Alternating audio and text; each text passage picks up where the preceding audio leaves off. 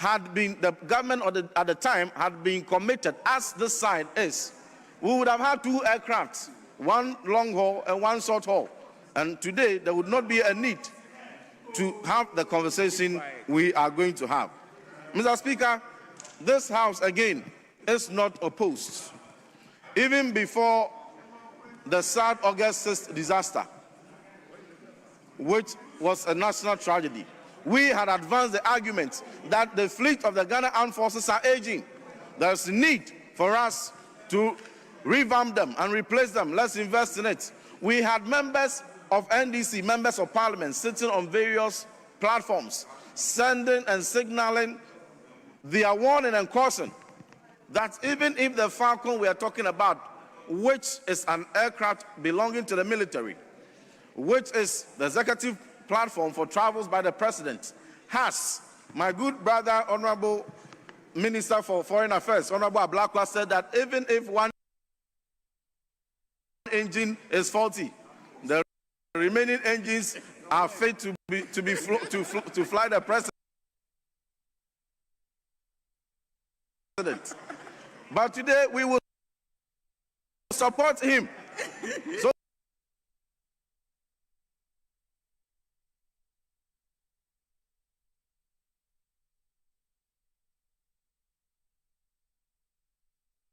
in priority, so that he can say,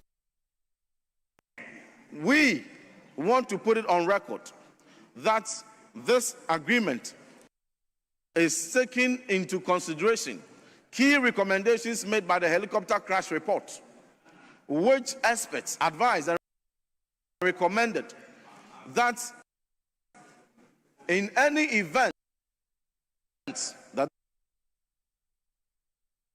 modern avionic features, we ensured by due diligence that the 4 helicopters that are going to be procured from Airbus meet the requirements by Captain Fojo and his team.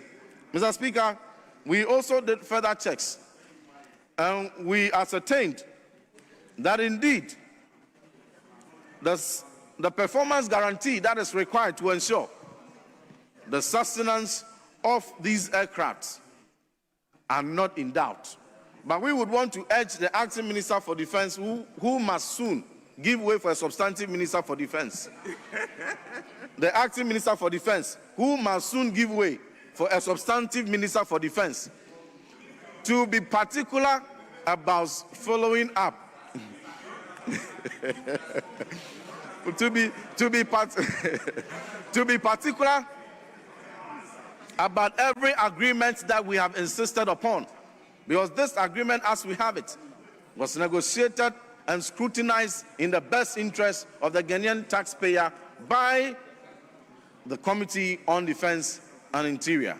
Mr. Speaker, it is interesting to know that we are going to have our pilots who are going to be assigned to the various platforms for training and to ensure that, as formidable as they are, as competent as they are, they also refresh their competencies with these key and specific platforms. Mr. Speaker, the Falcon is not new to this country, because the current Falcon 900EX, which we have, which in the words of our friends from the NDC, current Falcon 900EX, which we have, which in the words of our friends from the NDC is in pristine condition, and in their words, a few months ago, was one of the best in Africa, requiring no replacement, is the same and similar Falcon contained in this agreement. Mr. Speaker, we support this in no doubt, but one would have expected that if a time had come for us to purchase aircraft for the Air Force, we need to purchase a long-haul aircraft, an aircraft that can minimum carry about 40 to 70 passengers, so that when the president is traveling, his key ministers and aides and accompanying investors will be able to all find space on the same aircraft.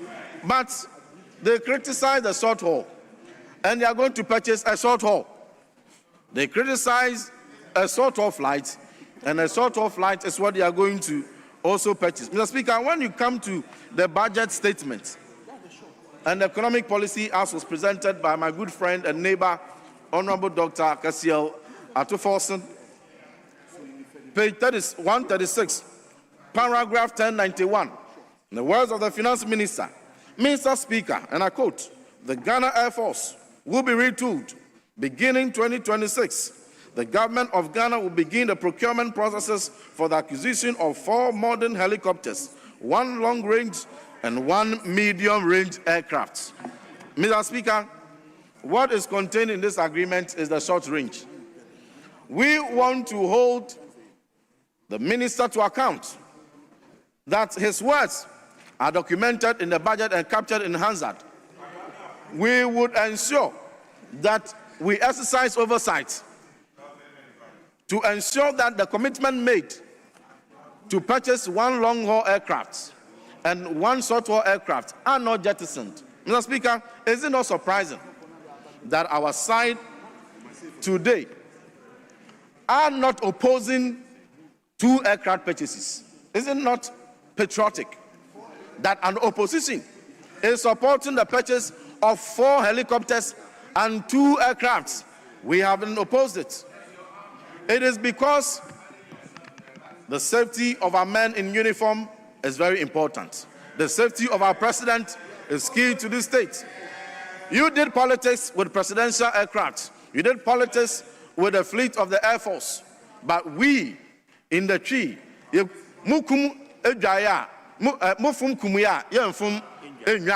wait. If you were wrong and unpatriotic yesterday, we in opposition today will take the moral high ground. We'll do what is right for our men and do what is right for our state. But you must ensure that you go ahead in the 2026 budget, maybe by the budget review, you need to create space to accommodate the long haul. Because that is the vision of President Kufuor way back in 2008. It is not a new vision. It is a vision that you took over and jettisoned. President Kufuor envisioned and signed an agreement for 1 short-haul aircraft and 1 long-haul aircraft. For 8 years, you resisted us. You made it a taboo to even discuss. But today, we are supporting you. Let us do what is right for our country. But in so doing, I have a recommendation, Mr. Speaker, that considering the vast opportunities we have in the Air Force sector, particularly in safeguarding our extractive assets. We have tallow, we have ENI, FPSOs, we have our gold, we have many of the oil deposits and assets. And these are paying huge sums of dollars, millions of them every month, to foreign aviation companies.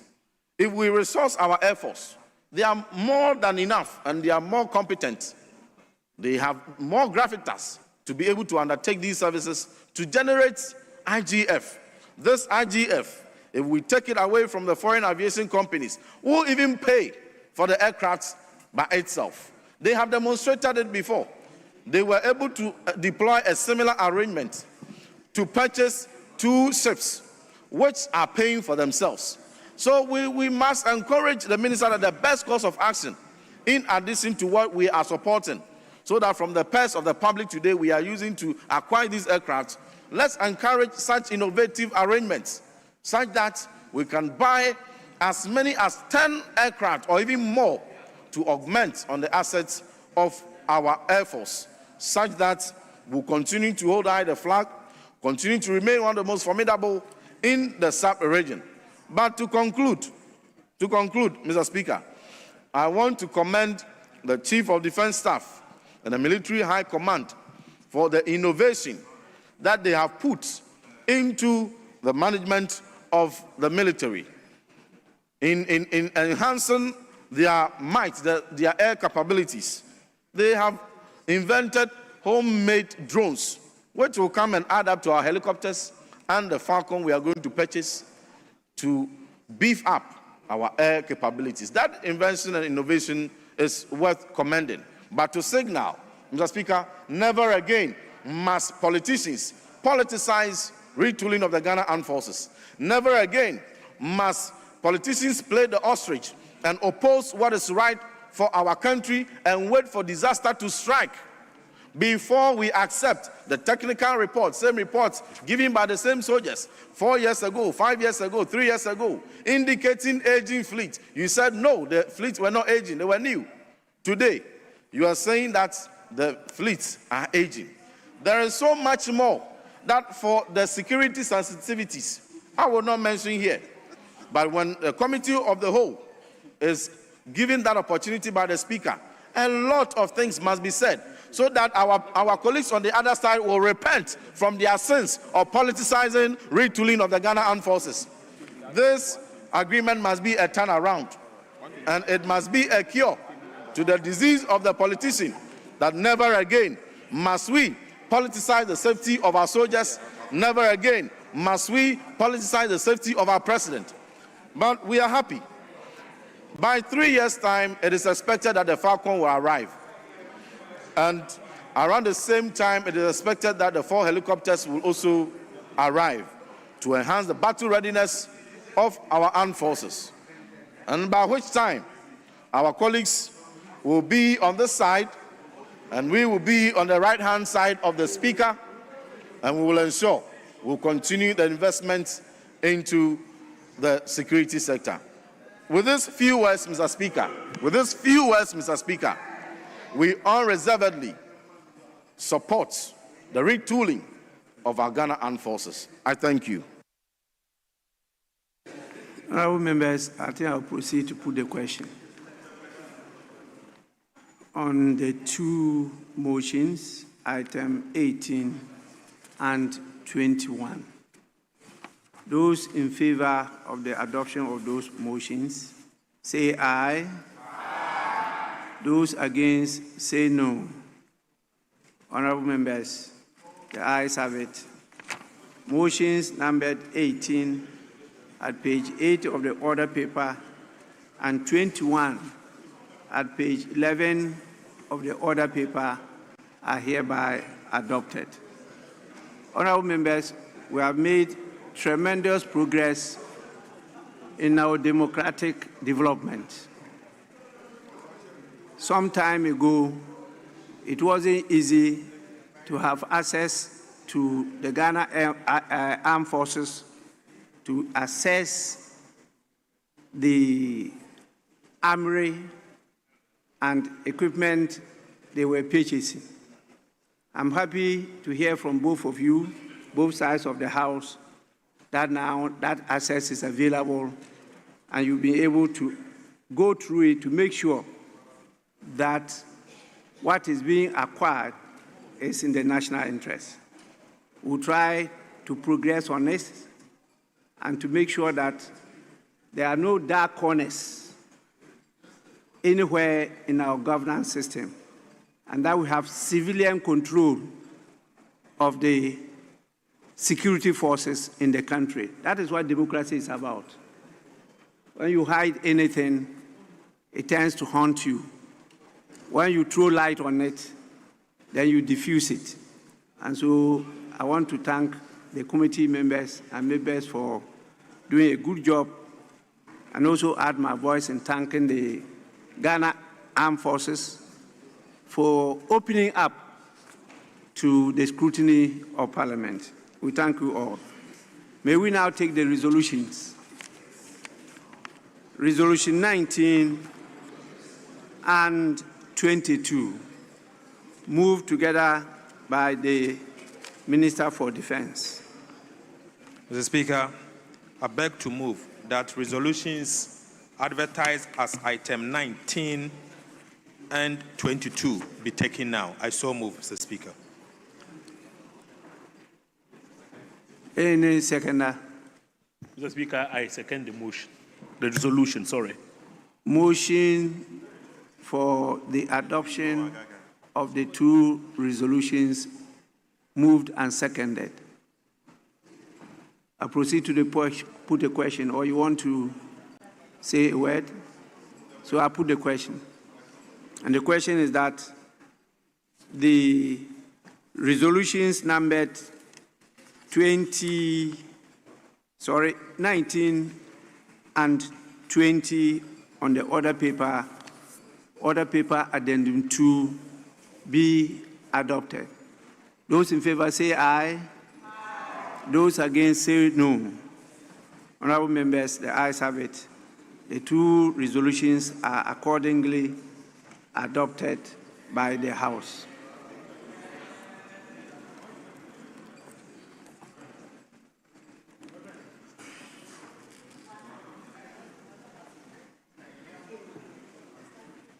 Something else.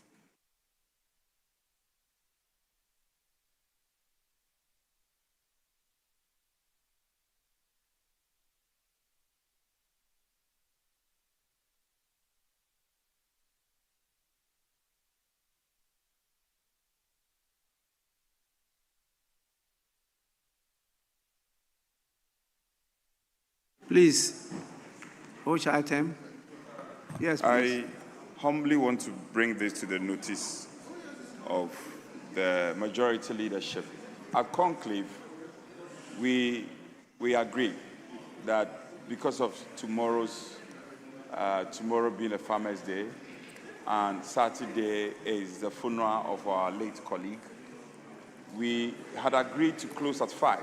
Speaker, we had gone on to work to do extra 2 hours. It's now 7 p.m. I want to plead with our colleagues that we call it a night, we draw the curtains, and then we can continue Tuesday. Clearly, colleagues are exhausted, and also based on the agreement at conclave.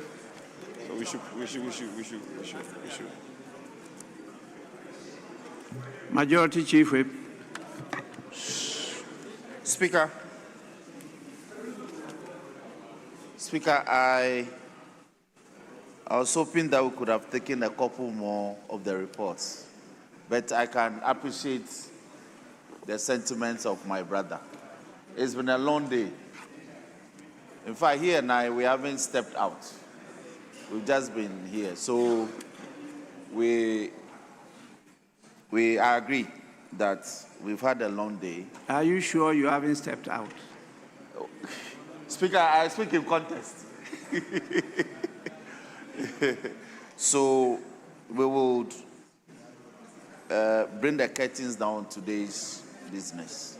Speaker, we've done more than 5 hours. We've done more than 5 hours.